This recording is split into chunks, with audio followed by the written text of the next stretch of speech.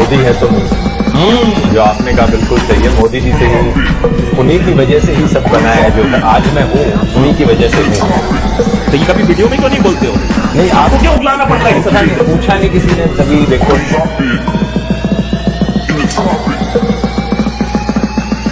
Usual जुमले हैं दोस्तों जो है हर 5 साल बाद फेंकते हैं, जैसे कि आर्टिकल 370 हटा देंगे, यूनिफॉर्म सिविल कोड ले आएंगे, राम मंदिर बनवा देंगे। मंदिर यही बनेगा। प्यारे बच्चों, जो कुछ करना था कर लो, अब आ रहे हैं।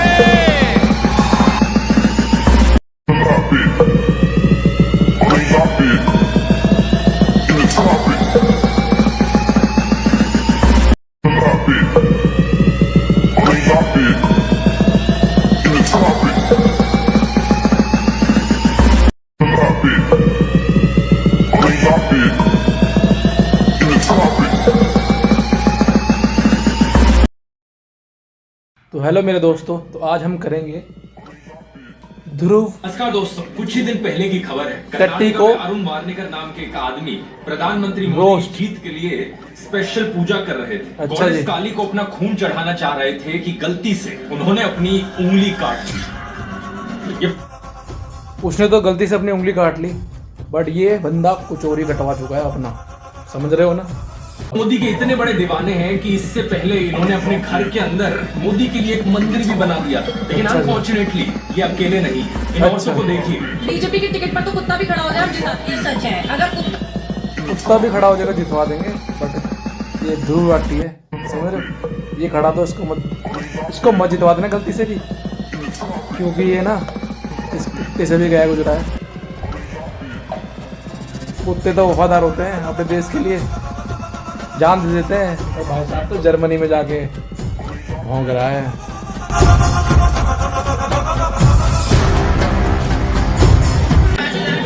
मिलेगा तो हम 5,000 का सिलेंडर लेंगे, 500 रुपए लीटर पेट्रोल ले लेंगे, बट मोदी सरकार अगेन 5,000 का सिलेंडर और 500 रुपए लीटर पेट्रोल खरीदने को तैयार है।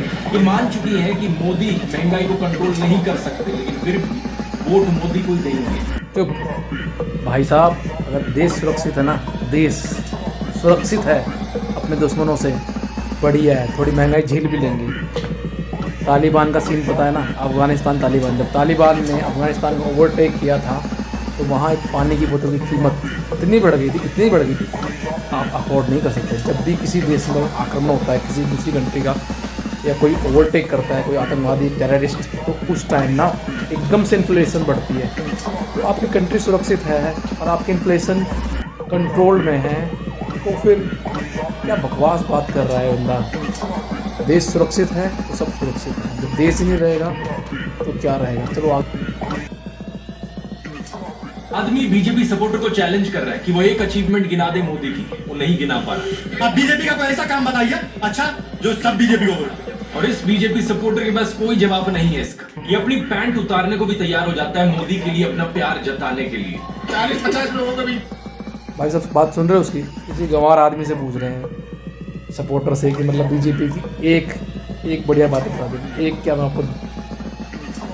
एक बातें क्या, मैं आपको 10 बढ़िया बातें बता दूंगा। धारा 370 हटाया। धारा 370 अगर नहीं हटती तो जो घाटी में, कश्मीर घाटी में हो रहा था पहले से, कि मतलब ISIS वाले लोग और पाकिस्तानी लोग वहाँ के नौजवानों का ब्रेन वॉश करते और लोगों के हाथ में पत्थर पकड़ा, किताबों की जगह पत्थर पकड़ा रहे थे। कश्मीर को एक भारत के अंग से बिल्कुल ही अलग करा रहा था, अलग थलग करा रहा था। और कश्मीरी से कश्मीर अलग है, इंडिया अलग है। तो उनकी मानसिकता में से यही से डाला हुआ था। वो हमारा बहुत जरूरी था। कश्मीर भारत का अंग है, कश्मीर भारत का ताज है, वो भारत माता का।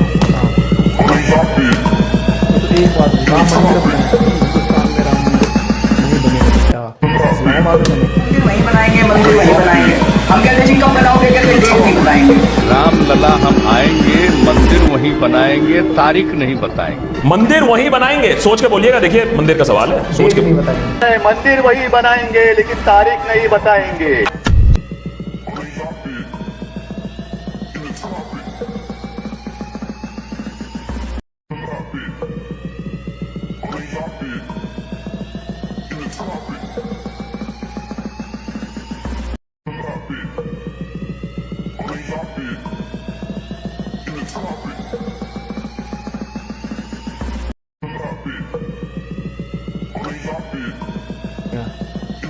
राम मंदिर को बनाने में एक राम मंदिर नहीं था, जहाँ राम जी ने जन्म लिया अयोध्या में, वहाँ का एक राम मंदिर नहीं था, वो बनवाया। और बहुत चीज़ें हैं, मैं क्या क्या गिनवाऊँ आपके 2.5 से 3 लाख रुपए प्रधानमंत्री आवास योजना में कम किए गए हैं, आपको सिलेंडर बांटे गए, जुलाओ, कितनी चीज़ें हैं, क्या क्या गिनवाऊँ। कांग्रेस ने मकान लेने पर 2.5 रुपये कम नहीं किए हैं, 2.5 लाख रुपए की सब्सिडी मिली, 2.5 लाख रुपए की मुझे खुद पर्सनली मिली है, प्रूफ के लिए दिखा दूंगा तुम्हें सब्सिडी का लेटर जो होता है 2.5 लाख रुपए की। तो ये कहने वाली बातें हैं कि इसने कुछ नहीं किया, बहुत कुछ किया है। आज के समय पर लीडरशिप में इंडिया बहुत आगे है, इवन अमेरिका रशिया भी बातें सुनते हैं, वरना क्या हालत थी पता है ना आपको, तो अमेरिका में वीज़ा तक पास नहीं होता था अपना, इंडियंस को बड़ी बुरी नज़र से देखा जाता था। चलो आगे सुनते हैं। उसका बच्चा भी फटा हुआ है, ये चेक करा दे। ये आपका पैंट उतारवाने के चक्कर में वोट बीजेपी का मेरा चेक दे दोगे ना, चलो उतार लो, सर चला लो, कहां दो मोदी जी के। यूट्यूब रिपोर्टर प्रवीण गौतम ने ग्राउंड पर जाकर जब एक अंकल से बात करी इन्फ्लेशन को लेकर, तो उन्होंने कहा कि उन्हें बनियान पहननी छोड़ दी। नहीं, महंगाई मेरे हिसाब से कोई ज्यादा नहीं हुई, अब मैं 10 साल से बनियान नहीं पहन रहा, ये देखो आप। पेट्रोल क्या बकवास बात है, मतलब बेचारे बुढ़े बुजुर्ग बंदे से पूछ रहा है इन्फ्लेशन के बारे में, भाई हमसे पूछ रहा है इन्फ्लेशन के बारे में। इन्फ्लेशन क्या होता है? इन्फ्लेशन जब भी आपकी इकोनॉमी की जीडीपी बढ़ती है तो इन्फ्लेशन भी बढ़ती है, और ऐसा नहीं कि इन्फ्लेशन हमेशा ही बढ़ती है। इन्फ्लेशन अगर 5 से 8 या 7 के बीच में है तो वो ओके है, ठीक है। अभी कुछ कंट्रीज़ में इन्फ्लेशन माइनस में चल रही है, मतलब वहाँ सामान सस्ता हुआ है। इंडिया में इन्फ्लेशन नेगेटिव इंडिकेटर्स बन सकती है, मतलब माइनस में जा सकती है, और सस्ता भी हो सकता है, होगा, क्यों नहीं होगा। इंडिया में ये जो एक्सपेंसिव की बातें करते हैं कि सिलेंडर महंगा है, ये है, सिलेंडर जो महंगा है, पेट्रोलियम जो महंगा है, पेट्रोलियम आपको पता होगा इंडिया में नहीं बनता है, पेट्रोलियम बाहर से निर्यात किया जाता है, एक्सपोर्ट किया जाता है, और उसके ही बेसिस पर वो जीएसटी वैट लगाते हैं ना, पेट्रोलियम पे एलपीजी पे वैट लगता है, इवन वाइन पे भी वैट लगता है, वो इतना ज़्यादा टैक्स है। मैं मानता हूँ कि उसमें टैक्स बहुत ज़्यादा यूज़ किया गया है, अराउंड 68% टैक्स है पेट्रोल पे, बट वो टैक्स क्यों यूज़ होता है? डेवलपमेंट के लिए यूज़ होता है, ना कि केजरीवाल की तरफ फ्री में बांटने मिलता है।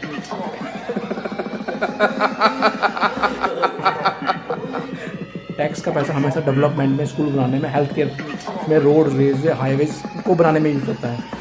तो इन्फ्लेशन इतनी ज़्यादा भी नहीं है। और जो सिलेंडर की बात कर रहे हैं, ये धीरे धीरे आईजीएल के द्वारा गैस की पाइपलाइन आ रही है, जो पूरे और एशिया में, नॉट इंडिया, पाइपलाइन से इसको रिकवर कर देंगे, और हमारी गैस की जो पीएनजी गैस इसके अंदर आएगी, इससे कम हो जाएगा ऑटोमेटिक। चलो आगे की बातें सुनते हैं। को लेकर कहते हैं कि लोगों को मोटरसाइकिल की जगह साइकिलें यूज करनी शुरू कर देनी चाहिए, मतलब आम आदमी बाइक पे ना चले, साइकिल पे चले। तो किसी ने बनियान पहननी बंद कर दी, किसी का अंडरवेयर फट गया। लोग जानते हैं कि लोकतंत्र कितना खतरे में है। भाई साहब, लोकतंत्र खतरे में है, इसका सबूत सबसे पहले इस बंदे ने दिया है जो यहाँ से पहले ही भाग चुका है जर्मनी में। मतलब इसके अकॉर्डिंग लोकतंत्र खतरे में, इसके अकॉर्डिंग ये देश सुरक्षित नहीं है, इसलिए सबसे पहले यहाँ से भाग गया है, सबसे पहले चलेगा। अगर तू इतना सुरक्षित महसूस कर रहा था, इतना अच्छा तेरे को कंट्री लग रही थी कांग्रेस के टाइम पे, तो छोड़ के क्यों गया अपने देश को, अगर इतना ही बड़ा देशभक्त हो तो।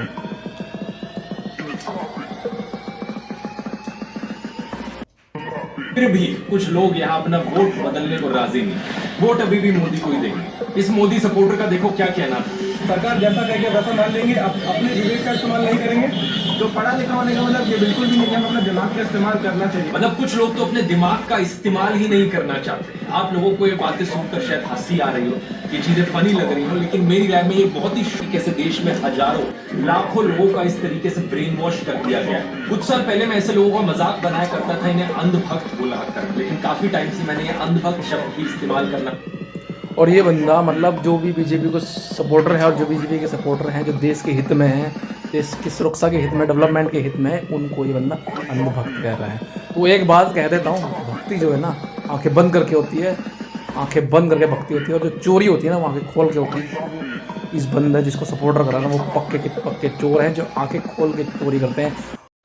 जिस तरह से घोटाले पे घोटाला होता जा रहा है, जिसकी बड़ी लंबी लिस्ट है यहाँ मेरे पास, निकालते हूँ क्योंकि इतनी लंबी है कि इतने सारे याद भी नहीं रह पाते।